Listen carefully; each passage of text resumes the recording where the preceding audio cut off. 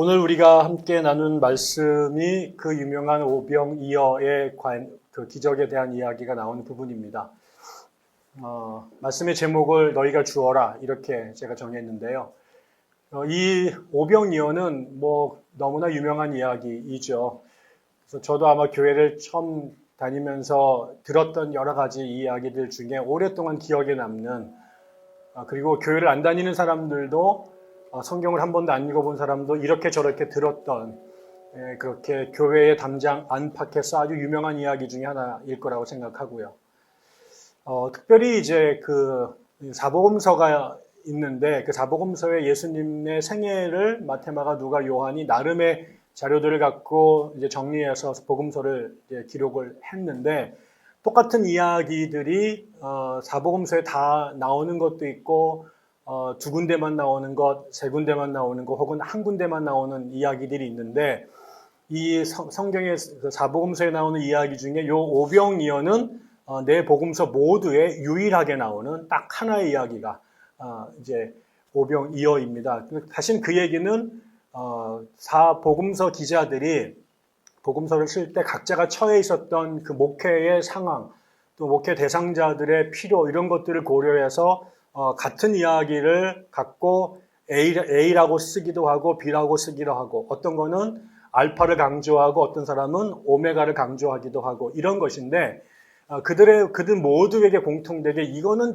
어떤 일이 있어도 반드시 예수님의 생애에서 아주 중요한 것으로 후대 사람들이 기억해야 된다라고 정말 이구동성으로 일심동체로 이렇게 동의했던 이야기가 이제 이 오병이어 이야기고, 그 결과 이제 네 복음서 모두에 공통적으로 이제 기록이 된, 그런 면에서 또 대단히 특이하고 그래서 또 중요한 그런 이야기입니다.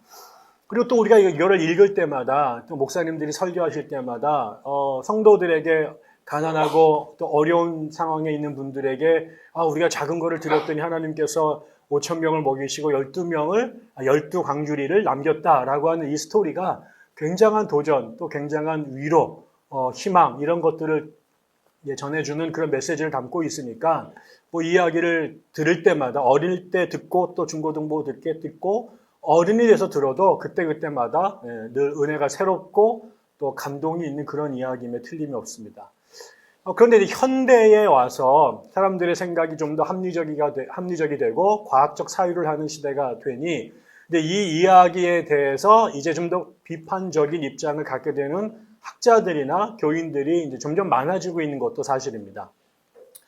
첫째는 실제로 이 오병이어 사건이 일어났느냐에 대해서 문제 제기를 하는 사람들도 있는 거죠. 어떻게 그 떡 몇 개하고 물고기 몇 마리를 기도했다고 그래가지고 마치 화수분에서 뭐가 튀어나오듯이, 뻥튀기에서 뻥뻥뻥 터져 나오듯이 그럴 수가 있단 말이냐. 이게 정말로 자연과학적 사유로 근거해 볼 때 이게 정말 설명이 되냐. 이게 옛날 그 동화 같은 이야기고 전설 같고 신화와 민담 같은 얘기지, 이거를 historical fact라고 말하는 것은 무리가 있다. 그건 사실 그런 얘기가 아니고, 마치 이거는 상징이고, 실제로는 예를 들면 이 어린아이가 오병이어를 딱 내자 다 자기 거 먹겠다고 꿈쳐왔던 어른들이 민망하고 쪽팔림을 당해서 나도 나눠야지 하고 주머니에 있는 걸 꺼내기 시작했고, 그것이 결국은 5,000명을 먹고 남게 된 거다라고 합리적으로 설명하는 것이 훨씬 더 맞지 않겠느냐. 저도 이제 그런 생각들이 꽤 그럴듯하다고 동의가 되는 부분이 많습니다. 아니면 또 하나는 예전에는 혹시 정말 그랬다고 치더라도, 모세가 메추라기와 또 만나를 통해 백성들을 하나님의 은혜에 의해서 먹였던 것이 사실이고, 또 설령 오병이어가 정말 2000년 전에 역사 속에서 있었다고 할지라도, 문제는 지금 우리 속에는 그 사건이 안 벌어진다라는 거죠. 저도 여기서 이제 기도를 하겠습니다만, 저게 빵 6덩어리로 번지는 경험을 해본 적이 없단 말이죠. 이 땅에 정말 그렇다면 그 가난한 사람들 그렇게 많은 곳에, 아프리카에 선교사님들 그렇게 많이 가 계시고 중남미, 동남아 지역에 그렇게 많이 가 계신데, 여전히 거기는 기아와 그다음에 그 기근으로 많이 고생한단 말이죠. 그래서 많은 사람들이 가가지고 거기 빵 갖다 놓고 예배 때마다 이렇게 축사해가지고 하나님의 은혜로 5천 명을 먹이는 게 아니라 전에 우리 교회 왔던 제 친구 김기현 선교사님이 모잠비크에 가서 하시는데 그분이 뭐 하시냐면 농사 지으시거든요. 되게 신앙 없는 것처럼 보이잖아요. 믿음이 있으면 갖다가 여기다 놓고 빵에다 기도해서 먹이면 되지. 왜 가서 죽을 고생하면서 그 인프라도 안 되는 곳에 벼농사 기법을 배워서 농사 져놓으면은 이게 인프라가 안 되니까 비만 오면은 또 논 전체가 사라지는 그 어려운 고생을 반복할까? 그러니까 사람들이 성경 속에 기록된 것을 역사적 사실로 인정한다고 할지라도 문제는 지금 우리 안에서 그런 일이 반복된다라고 하는 걸 본 적이 없으니 뭐 그게 우리에게 무슨 의미가 있는가? 예수님이 축복 안 하시면 그 일 안 벌어진다면 뭐 그게 지금 우리에게 어떻게 적용해서 의미를 찾을 수 있을까? 이런 이제 비판적 해석 혹은 비판적 논의들이 이제 성서학계들이 혹은 뭐 교회에서 목사님들이 또 일반 성도들도 자연스럽게 그런 문의를 올려드리게 되는 거죠. 그러니 이제 이 본문을 읽을 때마다 뭐 한편으로는 되게 은혜스럽기도 하지만 이것을 우리의 현실에 그대로 적용하기에는 늘 뭔가 정신적 혹은 믿음에 있어서 부담이 있는 게 사실인 것 같아요. 저한테도 왜 우리 목사님은 기도하시면은 빵이 늘어나지 않을까? 왜 우리 목사는 그런 능력이 없을까? 이렇게 말하시면 저는 바로 사임을 하고 나가야 돼. 그런 기대를 하고 우리에게 오시면 절대로 제가 대신 빵을 사드릴 수는 있으나 빵을 만들어낼 재주는 없습니다. 그건 이제 어떻게 읽을까 이제 고민이죠. 저도 고민을 한 주간 내내 말씀을 묵상하면서 했는데 제가 그게 역사적 사실이었는지에 대해서 제가 그곳에 가보지 않았으니 제가 직접적 눈으로 보고 증언할 수는 없고 우리에게 주어진 건 오로지 텍스트 하나뿐이니 또 이 말씀을 성경의 기자들이 구라로 썼을 리가 없다고 친다면 우리가 소박한 믿음으로 사실이라고 고백할 수밖에 없지 않을까 싶습니다. 그러나 또 우리가 지금 아까 현실적으로 던지는 질문들도 우리가 무가치한 것으로 폐기 처분할 수 없다면 이 현실과 텍스트 간의 이 컨텍스트와 텍스트 간의 간격을 어떻게 넘어설 수 있을까가 끊임없이 말씀을 읽는 사람들에게는 어려운 과제가 아닐까 싶습니다. 저는 대신 오늘 소박하게 이렇게 한번 읽어보고 싶었습니다. 오늘 우리가 다 아는 것처럼 예수님께서 제자들 오늘 그 읽은 이 본문의 내용이 어떻게 되어 있냐면 지난주에 읽은 것처럼 예수님께서 처음으로 제자들을 2명씩 짝집어서 파송을 하셨습니다. 그래서 제자들이 이제 사방으로 흩어져서 이제 선교 사역을 처음으로 하게 된 거죠. 그 전까지는 주님 하시는 일에 졸졸 쫓아다니면서 보조 역할 정도 했지 독자적으로 제자들이 무언가를 해본 적이 없습니다. 처음으로 이제 그야말로 미션을 줘서 보냈고 그들이 미셔너리가 된 겁니다. 그런데 그 중간에 갑자기 새로운 일이 하나 툭 끼어들죠. 그게 지난주 읽었던 세례 요한 사건이 터졌습니다. 그래서 갑자기 이제 세례 요한이 죽었는데 예수가 이렇게 사람들 대중적 인기를 얻고 영향력을 얻자 그때 이제 헤롯 안티파스가 자기가 죽였던 그 세례 요한이 살아온 게 아닌가라고 이야기를 하면서 그 세례 요한의 죽음의 과정에 대한 이야기가 중간에 들어갔고요. 이제 그 이야기가 끝나고 난 다음에 오늘 본문인데 떠났던 파송됐던 제자들이 예수님께 돌아왔습니다. 그리고 자신들 선교사에게 있었던 놀라운 일들을 리포트하기 시작을 했고 주님도 궁금했고 제자들도 이제 스승을 보고 싶었고 그래서 이제 이 사람들이 왔으니 예수님께서 오늘 본문에 의하면 제자들에게 쉼을 주어야겠다라고 말씀하셔요. 나가서 고생하고 왔으니 선교사들이 돌아와서 이제 원기를 회복할 수 있도록 하기 위해서 사역으로부터 그 다음에 끊임없이 몰려드는 대중들로부터 좀 격리시켜서 제자들과 예수님과 제자들과의 오랜만에 아주 오붓한 시간을 가지려고 그야말로 리트리트 이게 이제 우리가 보통 말하는 수련회 같은 건데 세상으로부터 물러나는 거잖아요. 그래서 아무도 없는 여기는 외딴 곳으로 제자들을 데리고 가셨어요. 그러니까 제자들이 얼마나 이 기간을 기다렸겠어요. 나가서 얼마나 고생했겠어요. 그동안 예수님께서 하시던 일을 자기네가 떠맡아서 처음 해봤는데 얼마나 그 예상치 못했던 난관들을 고생들을 많이 했을까. 음식, 또 사람들의 대접, 또 사람들이 그들을 아주 그 길거리 외판원이나 혹은 그 신흥 잡종교 그 전도자들처럼 취급을 하면서 많은 모욕도 당했을 텐데, 근데 이런 거를 이제 주님 앞에 쏟아놓고 이제 힐링을 해야 될 그런 시간, 그리고 막 오매불망 기다렸을 거예요. 그 주님도 소리가 듣고 싶었고, 그들을 위로하고 싶었고, 다시 애들 격려해서 또 더 강화시키고 싶어서. 그래서 오랜만에 마치 1년 내내 고생하던 가족이 겨울에, 우리 가족 휴가 한번 가야지. 그래서 그 시간을 기다려서 드디어 이제 휴가를 떠난 거죠. 그런데 거기에 갔더니 이 예수님의 무리가 배를 타고 그곳으로 가는 것을 본 일군의 사람들이 또 사방에다가 그 통문을 돌려서 예수님이 어디로 가시는지를 예측하고, 여기에 보면 모여든 사람들이 밥 먹은 사람만 5,000명. 그 우리가 아는 것처럼 성인 남자들만 5,000명이니 아이와 어머니 여인들까지 합치면 거의 한 2만 명 정도가 될 거다, 이렇게 추산을 하는데, 뭐 상상하기 어려운, 정말 exactly 숫자적으로 2만 명인지 이렇게 다 이렇게 찍어가지고 셌는지는 알 길이 없사오나 아주 많은 사람들이 그곳으로 대거 몰려간 거죠.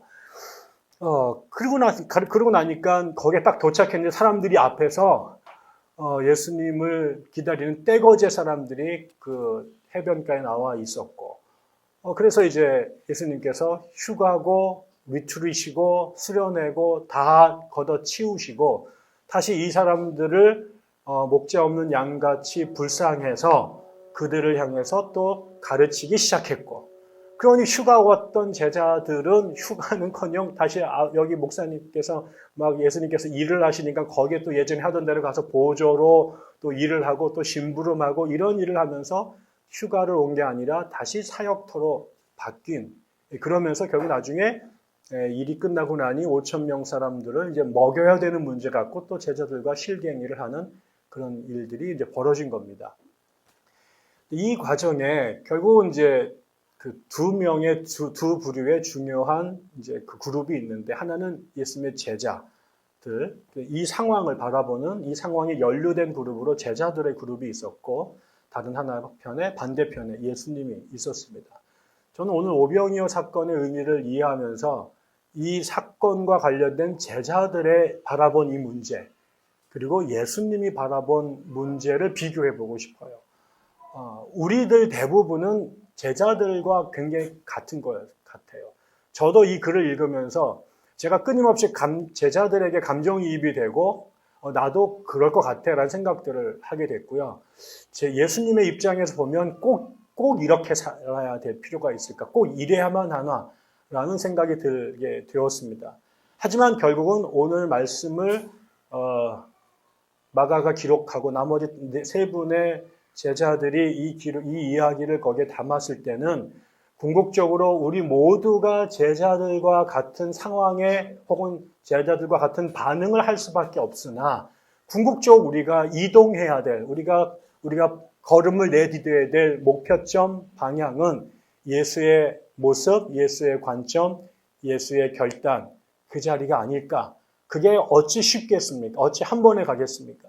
결국은 이 제자로 시작됐던 사람들이 결국 예수를 따르는 것이 목적이었다면, 지금은 예수와 제자들 사이에 넘어설 수 없는 간극이 존재하나 결국 그 간극을 넘어서려고 하는 것이 제자도의 핵심일 것이고, 그게 비록 하루에 이루어지지 않고 수없이 시행착오를 반복할지라도 그 반복을 무릅쓰고 그 길을 가겠다고 하는 것이 제자도의 또 핵심이 아닌가 싶어서, 우리가 제자도의 이 문제를 바라본 제자의 눈, 그리고 그 문제를 바라본 예수의 눈을 함께 비교하며 살펴보고 싶습니다. 먼저 우리가 제자들의 생각을 한번 볼까요? 제자들이 이 문제를 바라볼 때 우리가 아까 말씀드렸던 것처럼 제자들이 첫 번째 꿈이 있었습니다. 힘들었기 때문에 예수님과 함께 먼 곳에 가서 쉬고 싶어서 고맙습니다.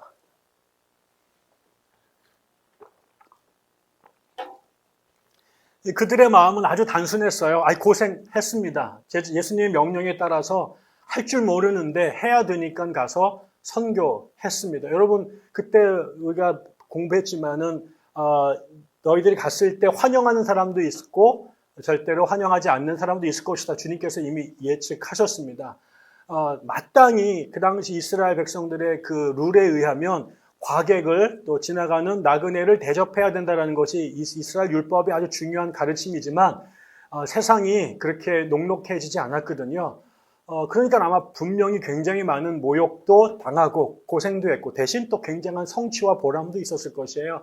이런 것도 나누고도 싶었고 또 예수님으로서 칭찬을 듣고 또 어떤 것도 위로도 받고 싶어서 그 리트릿을 가고 싶었던 거죠. 그래서 마치 소풍 가는 어린아이처럼 엄마 아빠랑 또 휴가 가는 꼬맹이들처럼 이 자리를 너무 기뻐했고 오랜만에 정말 일 안 하고 오랜만에 사람들한테 시달림 안 당하는 그들만의 그 휴가를 얼마나 기다렸는지 몰라요. 그래서 드디어 이제 그렇게 소풍을 떠난 거죠.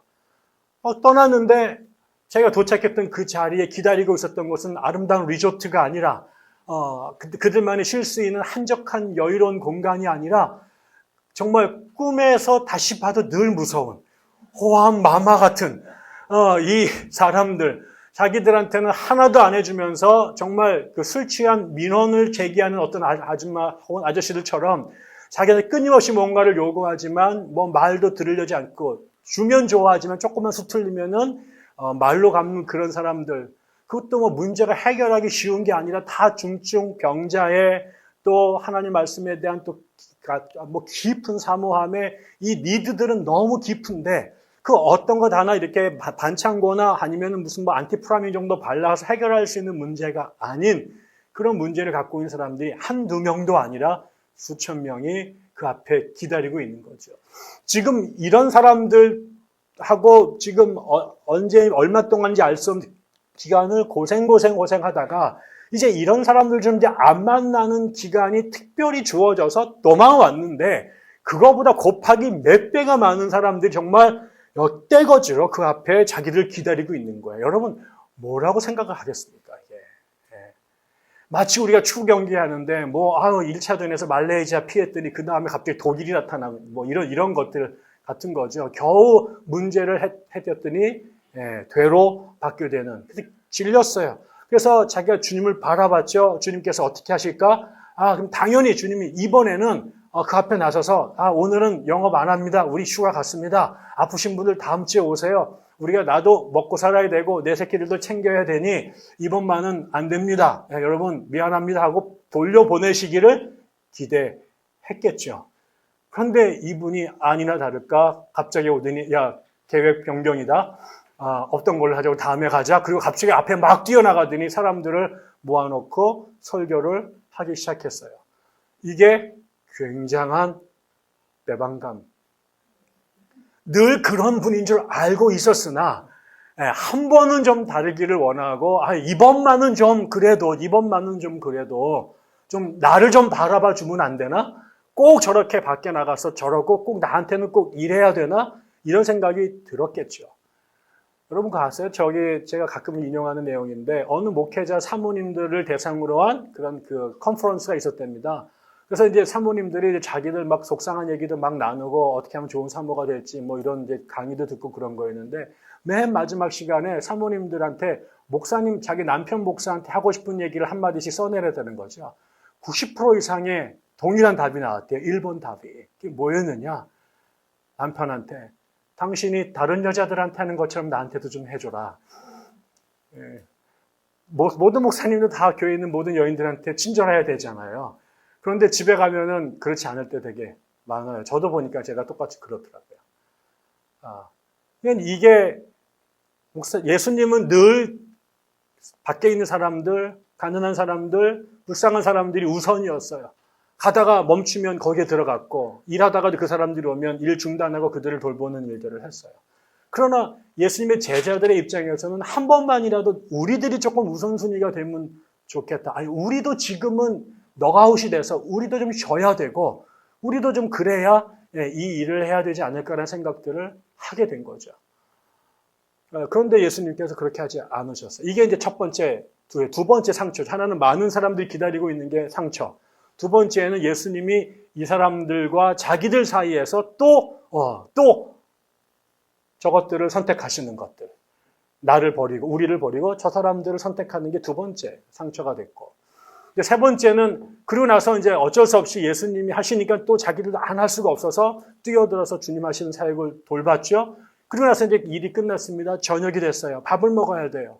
그런데 갑자기 오셔서 예수님께서 이번에 세 번째로 큰 충격을 주시는데 이 사람들한테 밥을 먹이라는 거예요. 그래서 이제 계속 이렇게 부글부글 끓어오는 거죠. 지금 가뜩이나 피곤해 죽겠는데 지금 막 쓰러지기 직전인데 또 오늘 또 하루 종일 거의 생노가다시게 알바를, 이게 돈도 안 주는 일들 또 하게 된 것도 막 화가 난데 세 번째 이 사람들한테 밥을 먹이라는 거예요. 그래서 이제 똑똑한 친구 몇 명이 나가서 예수님께 그 직언을 드렸죠. 예수님, 이 문제는 저희들이 해결할 수 있는 게 아닌 것 같습니다. 그러니까 이 사람들을 인근 동네로 각자 흩어지게 해서 그들이 저녁을 사 먹을 수 있도록 조치하는 게 현명한 판단인 것 같습니다. 라고 말씀을 드리죠. 그리고 났더니 예수님께서 그 말을 안 들으세요? 그래서 이번엔 확인하기 위해서 더 강력한 근거를 제시하죠. 주님께서 우리한테 먹이시라고 말하면 현실적으로 지금 200데나리온, 지금 우리 돈으로 하면 하루의 일당을 10만 원으로 잡으면 2천만 원 정도 되는 돈이 필요합니다. 2천만 원이 지금 우리 손에 없습니다, 주님. 우리 지금 몇 달 동안 미션 다니면서 빌어먹다가 왔습니다.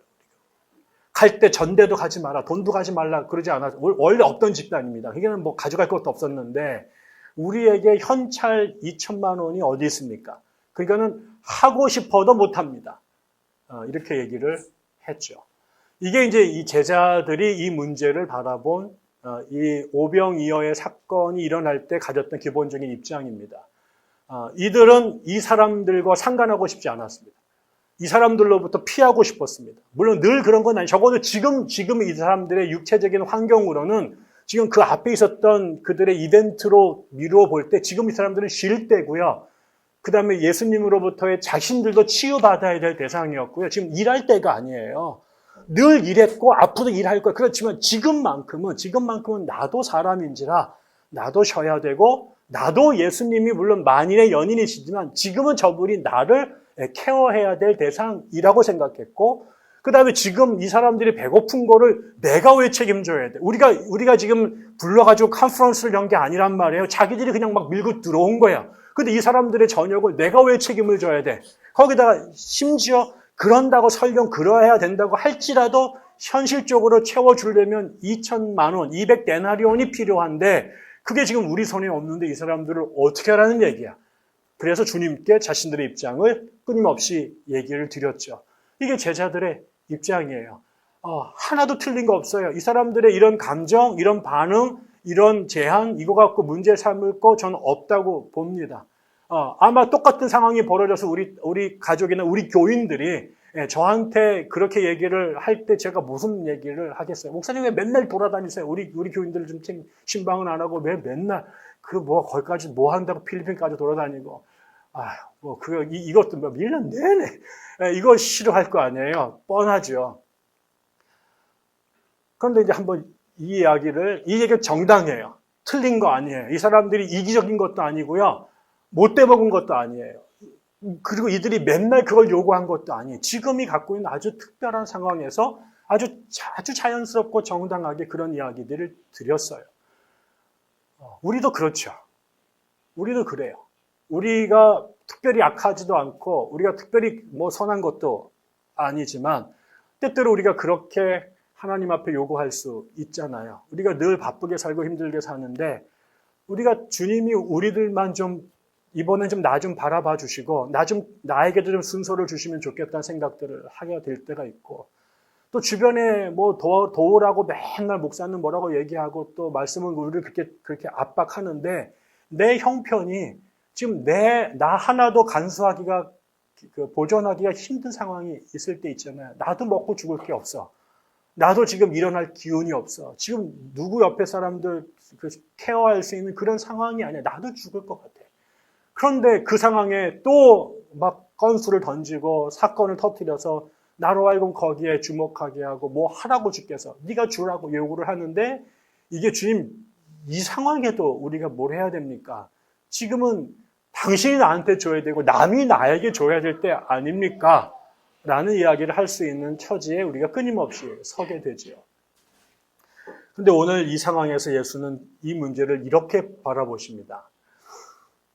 예수님도 제자들을 보냈습니다. 한 영혼이 예수님에게는 정말 자기 배로 낳지 않았지만 그렇게 몸으로 낳은 자식보다 더 소중한 자식들이 12명의 제자들입니다.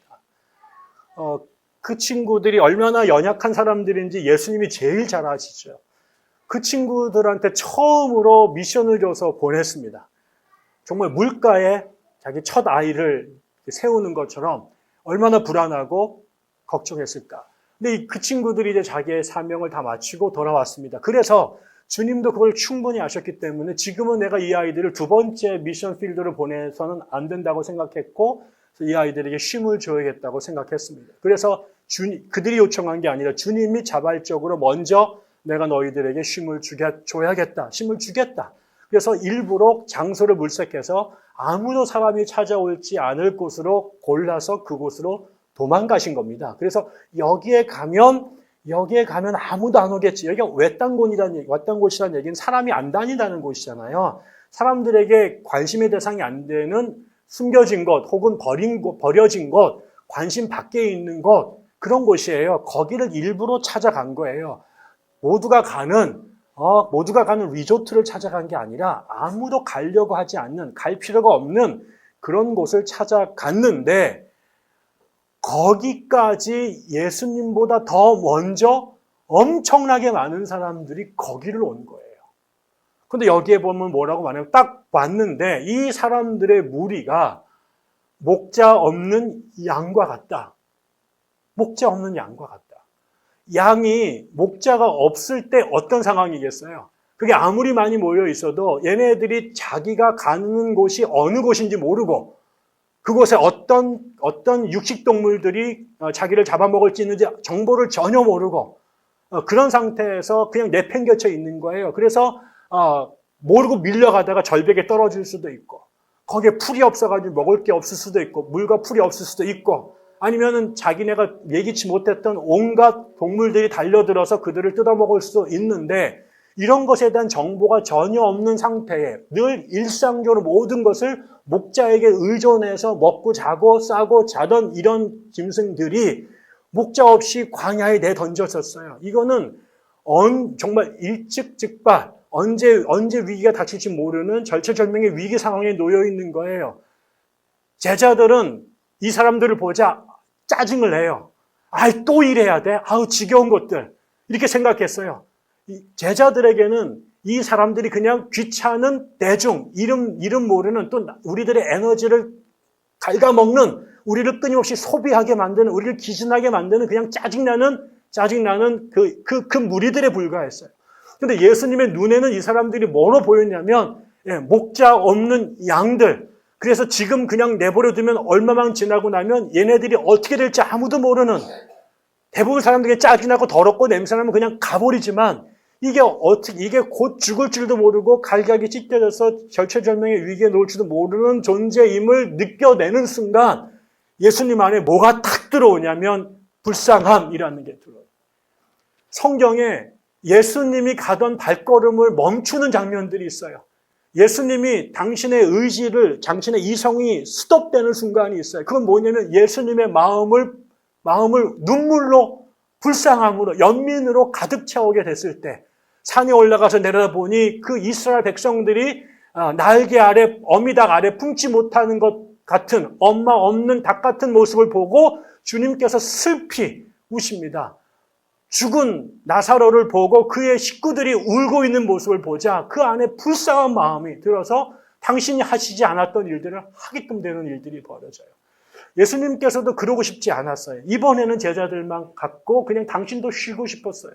근데 이 목자 없는 양처럼 내던져가지고 그 이분 한 분만을 바라보고 그 먼 길을 이 사람들보다 더 빨리 오려고 그랬으면 어떻게 왔을까? 이게 한두 사람이면 모르겠지만 이게 몇만 명이 되는 사람들이 그 불쌍한 표정으로, 그 안타까운 표정으로 이분 얼굴 한번 보겠다고, 저분 말씀 한 자리 듣겠다고, 저분의 손 한번 잡아보겠다는 심정으로 와 있어서 그 앞에 있는데 이거를 도무지 외면할 수가 없는 거예요. 지금 우리끼리 좋은 곳에 가서 오랜만에 좋은 곳 돼지 바비큐도 한번 해 먹고 예수님과 한번 좋은 데서 좀 쉬겠다라고 생각했던 사람들에게는 이것들은 우리의 발목을 잡는 귀찮은 존재들로 보였지만 예수님의 눈에는 목자 없이 길을 잃어버리고 언제 위기에 상할지 모르는 불쌍한 사람으로 보이자 주님이 발을 움직일 수 없게 되죠. 그래서 주님이 제자들을 사랑하지 않기 때문도 아니고 제자들이 힐링의 치유의 대상이라는 것을 잊어버렸기 때문이 아니라 이 상황이면 예수님은 어쩔 수 없는 거예요. 그분의 안에 존재하는 일종의 알고리즘이 그렇게 형성이 돼버려서 이 상황이 되면 주님은 그렇게 반응할 수밖에 없게 되는 거죠. 그래서 결국 이번에도 제자들을 내려놓고 그 무리를 향해 뛰어들 수밖에 없는 거죠. 그 다음에 그걸 가리켰어요. 그 다음에 이제 밥을 먹을 시간이 됐는데 제자들이 와서 내보내재요. 저기 내려가서 알아서 먹게 해재요. 그럴 수도 있어요. 그럴 수도 있는데 예수님이 볼 때 제자들의 그런 제안이 겉으로는 합리적이고 현명한 조치처럼 보였지만 그 마음의 근본적인 것이 얘네들이 정말 합리적이고 효율적인 것을 추구하기 때문이 아니라 귀찮은 거예요. 내가 이 문제에 끼어들고 싶지 않은 거예요. 그러니까 쟤네들이 알아서 먹게 하지 왜 우리가 이 문제를 끼어듭니까? 이거는 우리의 비즈니스가 아닙니다, 주님. 이거죠. 그러니까 주님은 이 사람들이 밥을 먹을 수 있어요. 그냥 내보낸다고 해서 그게 도덕적으로 큰 책임이 있는 건 아니야. 그러나 그 말을 빙자한 그 뒤에 있는 근원에 가면 피하고 싶은 거예요. 저 사람들이 알아서 하지 내가 여기에 관여하기 싫은 거예요. 그런데 지난 시간 동안 주님이 제자들에게 가르쳤던 가르침의 가장 큰 핵심은 그거를 극복하라고 한 거였거든. 굳이 내 문제가 아니고 내가 끼어들 틈이 없어. 이게 그 당시 사람들이 살아가는 예전이나 지금이나 모두가 갖고 있는 거예요. 내가 팔자가 좋고 상황이 돼서 내가 여유가 있어서 하면 괜찮은데 나도 지금 힘들고 바쁜데 지금 내가 죽을 것 같은데 왜 남의 문제에 내가 신경 써? 이게 세상을 돌아가는 원리란 말이에요. 근데 그거를 넘어서게끔 그럼에도 불구하고 네가 쳐다봐야 되고 그럼에도 불구하고 손을 내밀어야 되는 것이 그게 하나님 나라 백성이다. 내 안에 들어있는 너 중심, 나를 중심으로 우주가 돌아가는 이거를 타자를 중심으로 재구성해야 된다. 서로가 서로를 향해서 돌아가야 된다. 그러기 위해서는 너부터 네 거를 내려놔야 된다. 라고 하는 이 가르침을 계속 주셨는데 여전히 제자들이 그쪽으로 가는 것 같지만 조금 피곤하고 힘들면 다시 원형 상태를 계속해서 돌아가는 거예요. 이 진자운동을 계속하는 거죠. 그 주님도 이번에 이 사건을 통해 제자들에게 한 번 더 격동하시는 거죠. 지금 너희들이 몸을 쉬는 것도 굉장히 중요한 일이지만 그 쉬는 그것 자체가 이 본질을 또 희석시키고 무너뜨리면 안 되니까 또 그를 강하게 모으죠. 그래서 니들이 뭐라고 말하냐면 보내지 말고 니들이 먹을 걸 줘라 이렇게 얘기합니다. 결국 그 얘기는 너희들이 이 문제로부터 도망가지 마라. 이 문제 외면하지 마라. 이 문제가 네 문제들이다. 저들의 문제가 아니라 너희들의 문제다. 라고 주님께서 그 문제를 그들과 연루시켜버리죠. 그 다음에 마지막으로 한 것이 뭐였냐면 너희들에게 있는 것으로 줘라. 너희들이 먹여라. 이렇게 말했더니 이 사람들은 대본에 나오는 반응이 그러면 우리 보고 지금 200데나리온을 지금 갖다다가 이 사람들은 먹여 살리라는 얘기입니까? 말이 됩니까? 주님 그 돈이 어디 있습니까? 이렇게 얘기를 했어요. 제자들이 놀란 것도 사실이죠. 저는 이 제자들의 그 반응은 너희들이 이 문제에 대해서 외면하지 말고 책임을 져라 라고 말했을 때 제자들이 생각했던 것은 그럼 주님 우리 12명이 아무것도 없는데 우리가 지금 2만 명의 사람들을 책임지라는 말입니까? 우리가 저 사람들 먹을 걸 다 줘야 된단 말입니까? 이렇게 받아들였던 거죠. 그러니까 그때 나온 계산이 200데나리온이에요. 이거면 2만 명을 다 먹여 살릴 수 있는 현실적인 돈이죠. 근데 그 돈이 그들에게 없어요. 그러니까 결국 이 얘기는 뭐냐면 주님 왜 우리가 이 사람들 다 책임져야 됩니까? 불행인지 다행인지 우리는 그럴 만한 능력이 없어요. 그러니까 결국 뭐야? 우리 못해요. 우리가 할 수 있는 일이 아니요. 이렇게 얘기한 거예요. 근데 주님의 생각은 그것이 아니었죠. 주님은 그 다음에 뭐라고 하냐면 이놈들아 그 얘기가 아니라 너희들에게 뭐가 있니? 이렇게 묻습니다. 너희들은 지금 200데나리온이 필요하다고 말했는데 주님이 필요하신 건 200데나리온이 아니야. 니들이 지금 2만 명을 다 책임지게 된다고 생각을 해서 기가 죽었는데 2만 명을 책임지는 건 니들이 하는 게 아니야. 2만 명은 누가 책임지냐면요. 주님이 책임지시는 거예요. 12명이 어떻게 2만 명을 책임집니까? 그런데 지금 주님이 원하시는 거는 니들이 200데나리온을 당장 만들어 와서 2만 명을 먹여 살려야 된다라는 그 어마어마한 미션을 준 게 아니에요. 주님이 제일 원하셨던 것은 네가 어떤 상황에 처했든 간에 이 배가 고픈 사람들에 대하여 눈을 돌리지 말라는 거예요. 이 현실과 네가 아무 관계가 없다라고 선을 긋지 말라는 거예요. 그리고 네가 할 수 있는 게 뭐냔 말이야. 네가 뭘 갖고 있냐. 그랬더니 보니까 오병이어예요. 주님이 원하시는 건 그거야. 그거면 됐다라는 거야. 근데 그거 내놓을 수 있냐? 그거 내놓을 수 있는데. 주님 이거는 내놓을 수 있습니다. 오병이어는 우리가 갖고 있는 게 전부가 오병이어인데 이거는 내놓을 수 있습니다. That's it. 내가 원하는 건 그거야. 예수님은 그들에게 2만 데나리온을 원한 게 아니라 너희들이 2만 명을 먹여 살리라고 하는 게 아니라 2만 명을 먹여 살리는 건 주님의 비즈니스고 너희들이 해야 될 비즈니스는 니들이 갖고 있는 오병이어를 주님께 드리는 거야. 내가 먹겠다고 내가 먹을 수 있는 것들이고 이 오병이어가 2만 명 앞에는 사실 아무것도 아니잖아요. 생각해 보세요. 이걸로 어떻게 2만 명에게 입에 정말 이것이 정말 과학적으로 2만 개를 찢어낸다고 해볼 때 이게 정말 이 말이 안 되잖아요. 우리가 갖고 있는 경제적인 관념은 이거는 정말 무의미한 투자예요. 그러니까는 이게 도대체 뭐가 되겠어요? 이렇게 쪽팔려서 말도 못 드리는, 그래도 200데나리온 못 드려도 50데나리온은 헌금을 해야 이게 얼굴이 차지. 지금 500이 이어갖고 뭘 하겠습니까? 예, 우리가 애들도 이거 갖고 이 문제가 해결이 안 된다는 건 알아요. 그러니까 이것도 안 하는 거야. 근데 주님이 원하시는 건 이 친구들아, 2만 명을 먹여 살리는 거는 너희들이 할 일이 아니라 그건 내가 하는 일이야. 그런데 이것이 예수님께서 계속 오병이어를 2만 명을 먹이시게 되면 그게 어떤 세상이 될까요? 이거는 지옥이 돼요. 여러분 생각해 보세요. 여러분의 부모가 돈이 많아가지고 자식 새끼한테 아무것도 안 시키고 엄마가 다 돈으로 발라주면 다 먹여주면 그 자식이 뭐가 됩니까? 병신됩니다. 진정한 의미에서. 애를 병신 만드는 거는 엄마가 다 해주는 거야. 공부도 지가 해주고 먹는 것도 지가 먹여주고 다 돈으로 발라버리면 이 녀석 나중에 밥 먹는 것도 할 줄 모르고 옆에 있는 사람 쳐다볼 줄도 모르고 그냥 덩치는 이렇게 자라서 공룡같이 되지만 뇌는 도덕성은 이성은 삶의 방식은 형편없이 되는 거죠.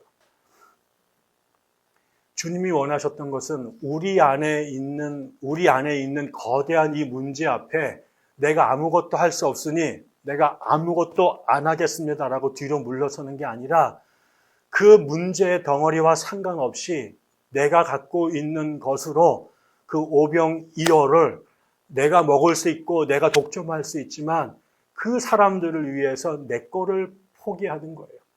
주님이 우리에게 요구하는 희생, 주님이 우리에게 요구하는 결단의 양은 200데나리온이 아니라 오병이어야. 그 오병이어 부끄럽고 떨리는 거지만 이거를 내가 먹겠다고 그러는 게 아니라 내가 먹을 수 있는 거였는데 누군가 나 말고 다른 한 사람이라도 먹을 수 있으면 좋겠다고 하는 마음으로 그 오병이어를 주님께 올려드리니 그때부터 하늘이 움직이기 시작하는 겁니다. 그 순간에. 하나님은 흥미롭게 얼마든지 먹이실 수 있었겠죠. 돌덩어리로 빵을 만드시고 옆에 있는 물을 갖고 웰치 포도주나 코카콜라를 만드실 수도 있었을 텐데 이 제자들이 오병이어를 기꺼이 주님 앞에 올려드리기 전까지 아무 일도 안 하십니다. 주님이 원하시는 거는 저는 거기에 있었다고 생각이 들어요. 오늘 우리가 오병이어의 이야기를 읽어야 될 의미가 있다면 여전히 세상은 사람들이 계획하고 움직이는 것 같지만 우리 계획대로 안 됩니다. 우리나라에 제일 공부 잘한 사람들이 경제기획원에 들어가고 대통령 옆에서 경제 자문관을 하고 한국은행에 들어가고 IMF, 전 세계 제일 똑똑한 애들이 IMF와 세계은행에 들어가 있지만 세상의 경제 문제 해결 못합니다. 영원히 못할 거예요. 그런 세상은 안 올 겁니다.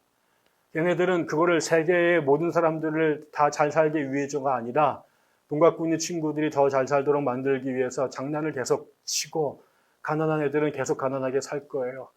우리나라가 죽으라고 일을 열심히 해서 정말 많은 돈을 벌지만 돈을 먹고 살 만큼 돈이 부족해서가 아니라 그 돈이 제대로 나누어지지 않고 엉뚱한 곳으로 흘러 들어가고 뒤로 빠져나가기 때문에 그런 거 아닙니까?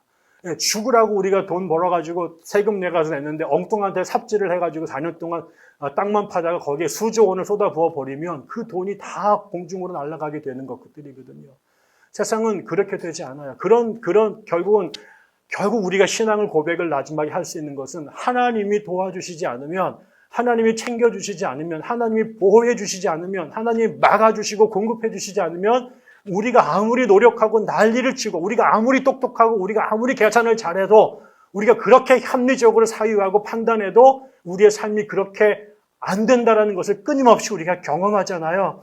근데 그런 세상에 그게 불안한 우리 인간이 똑똑한 사람을 만드는 세상이지만 그 세상이 파라다이스가 될 수 없음에도 불구하고 그 세상이 함께 더불어가는 온전한 세상이 될 수 있으려면 우리 교회가 50명도 안 되는 작은 공동체이지만 여기에 떳떳하게 떵떵거리고 사는 사람 한 명도 없는 공동체이지만 우리 스스로 정말 200데나리온 헌금할 수 있는 사람은 아무도 없지만 우리 모두가 갖고 있는 게 고작 주머니에 오병이어밖에 들어있지 않은 사람이지만 이 공동체가 이 땅에서 가난한 사람들에 불구하고 늘 결핍된 사람임에도 불구하고 여기에서 하나님 나라를 체험할 수 있는 가장 유일하고 확실한 방법은 우리 안에 있는 각자의 오병이어를 서로를 위해 기꺼이 내놓을 수 있는 그 결단의 자리에 가게 됐을 때 내가 내 생각에는 이 오병이어와 여기 50명의 사람이 무슨 의미가 있을까? 나 한 사람의 오병이어의 헌신이 한국교회의 이 5천만의 사람 인류를 위해 무슨 의미가 있을까라고 끊임없이 생각하기 쉽지만 내가 내게 아니라 내가 먹을 수 있는 이것을 누군가를 위해서 이 볼품없는 재물을 이 재능을 이 예물을 하나님 앞에 오병이어로 드리는 순간 그 오병이어가 하나님의 손에 붙들려 우리가 상상할 수 없는 방법으로 우리가 꿈도 꾼 적이 없는 방법으로 그것이 세상을 풍족하게 먹이고 그 다음에 12광지가 남는 기사와 이적의 도구가 된단 말이죠. 하나님이 우리에게 원하시는 건 네가 책임지려는 것이 아니에요. 그거는 하나님이 알아서 하실 거예요. 그러나 네가 뭘 할 수 있냔 말이에요. 너는 이 문제에 대해서 선을 긋고 끊임없이 도망가서 너의 배를 채우기를 원하지만 그렇게 하지 말고 이 세상의 문제, 이웃의 문제에 네가 마음을 조금만 열고 네가 할 수 있는, 네가 갖고 있는 오병이어를 어떻게 드릴 수 있을 것인가? 그거는 네가 할 수 있지 않겠느냐 말이에요. 그거는 네가 해야만 한 일 아니겠느냐. 그 오병이어들이 일어나는, 연속적으로 일어나는 공동체가 되게 됐을 때 그 오병이어를 갖고 하나님께서 무슨 일을 하실지는 우리가 아무도 상상할 수 없다. 200데나리온에 속지 마라. 2만 명의 사람들의 숫자에 속지 마라. 우리가 해야 될, 우리가 씨름해야 될 싸움은 나의 오병이어를 기꺼이 포기할 수 있을 것이냐 하는 것입니다. 이 교회 작죠. 우리 작고 소박한 사람들입니다. 그러나 세상 사람들은 계속해서 2만 명의 숫자를 들이밀고 200데나리온의 계산서를 계속 우리에게 내밉니다. 그래서 우리로 하여금 아무것도 못하게 하고 우리로 하여금 질려서 이 세상 안에 굴종하게 되고 수동적으로 엎어지게 만들죠. 그러나 주님이 우리에게 요구하는 건 이 세상을 바꾸는 방법은 2만 명 앞에 200데나리온의 계산서를 제시하는 게 아니라 그 2만 명 앞에 너의 주머니에 있는 네가 갖고 있는 내가 너에게 준 달란트 그것이 오병이어라면 그것을 너의 이웃을 위해 드릴 수 있겠느냐. 네가 해야 될 분량은 거기까지다. 그 다음의 이야기는 하나님이 하실 것이다. 마귀는 뭘 해요? 그거를 막는 거예요. 그것이면 세상을 바꿀 수 있는데 마귀는 끊임없이 2만 명의 숫자와 200데나리온의 계산서를 밀고 우리 안에서 행할 수 있는 오병이어를 원천적으로 봉쇄하는 거예요. 그러면 끊임없이 2만 명은 늘 배가 굶게 되고 세상은 끊임없이 그 체제로 가게 되는 것입니다. 저는 이것이 단지 경제적인 문제가 아니라 이 땅에 하나님의 나라가 운행되는 중요한 원리라고 생각합니다. 저는 우리 백향나무 교회 안에 그런 다양한 형태의 오병이어의 기적들이 나타났으면 좋겠어요. 수많은 방법의 오병이어들이 서로가 서로를 향해 이 시대와 역사를 위해서 드려졌으면 좋겠어요. 하나님께서 너희들이 200데나리는 없지만 에브리바디 모든 사람들에게 도시락 하나는 있거든요. 그 도시락 하나가 어떻게 터지는가에 따라서 세상이 어떻게 바뀔지 어떻게 알아요. 윤봉길의 손에 들렸던 그 도시락이 홍코공원에 터지자 천지가 진동하는 일, 그 도시락에 그렇게 쓰여질 줄 알았겠어요? 물론 우리가 테러리스트가 되면 안 되겠지만은, 저는 그런 실험들, 그런 노력들, 그런 꿈들이 백향나무 교회 안에 대단히 다양하고 창조적으로 그렇게 시도되고 실험되기를 기대하고 또 주의 이름으로 축복합니다. 기도하겠습니다. 우리 한번 기도할까요? 같이 우리가 기도했으면 좋겠습니다. 여러분 한번 하나님께 물읍시다. 하나님 저에게 주신 오병이어가 뭡니까? 백향나무 교회에게 주신 오병이어가 무엇입니까? 하나님 우리 앞에 놓이는 거대한 현실의 장벽들 너무나 높고 그래서 그 앞에 기죽을 수밖에 없어서 아무것도 시도하고 꿈꿀 수 없지만 하나님 오늘 이 시간에 우리에게 오병이어를 주목하게 하셨고 그것이 하나님의 손에 붙들리는 순간 우리가 상상할 수 없었던 하나님 나라의 임재가 있음을 우리가 들었사오니 하나님 이것이 정말 당신께서 우리에게 주신 진리의 말씀이라고 하신다면 우리가 그 말씀 앞에 우리가 불합쳐서 우리가 결단할 수 있도록 도와달라고 함께 하나님께 기도 올리겠습니다. 하나님 아버지 감사합니다. 예배케 하시니 주여 감사합니다. 하나님 저희들이 연약합니다. 우리 안에 있는 너무나 지극히 평범하고 소시민적인 생각들 하나님 누구나 갖고 있는 생각들도 우리 안에 가득합니다. 우리도 하나님 쉬고 싶습니다. 우리도 대접받고 싶습니다. 우리도 누리고 싶습니다. 그거 대단한 것 아니고 과한 것 아닙니다. 그런데 때때로 하나님 그런 그 시간에마저도 주께서 우리의 시선을 돌려 우리의 눈을 열어 당신의 백성들을 보게 하시고 당신의 뜻을 구하게 격려하시고 격동하십니다. 하나님 우리를 고쳐주시옵소서. 우리가 지금은 하나님 모든 삶 속에서 하나님 이 피곤에 지친 제자들의 삶의 단계에 머물러 있을 수밖에 없지만 언젠가는 우리가 예수님처럼 이 문제를 바라보고 예수님처럼 행동할 수 있는 그 지경까지 우리가 자라갔으면 좋겠습니다. 주님 도와주시옵소서. 그렇게까지 우리의 호연지기가 넓어지게 도와주시고 하나님 나라에 대한 우리의 환상과 꿈이 예언이 그렇게 확대되게 도와주시고 실제로 그 믿음으로 우리의 삶을 그렇게 헌신할 수 있는 곳까지 자라게 하여 주옵소서. 우리에게 주신 우리 각자의 오병이어를 발견하게 도와주시고 그것을 우리의 그 주님이 원하시는 그때의 그곳에서 그 모양으로 주 앞에 드릴 수 있도록 저희들을 깨닫게 하시고 격려하여 주시옵소서. 그렇게 우리가 이 땅에 이루시는 당신의 나라에 동참하며 그 나라의 일부가 될 수 있도록 축복하여 주시옵소서.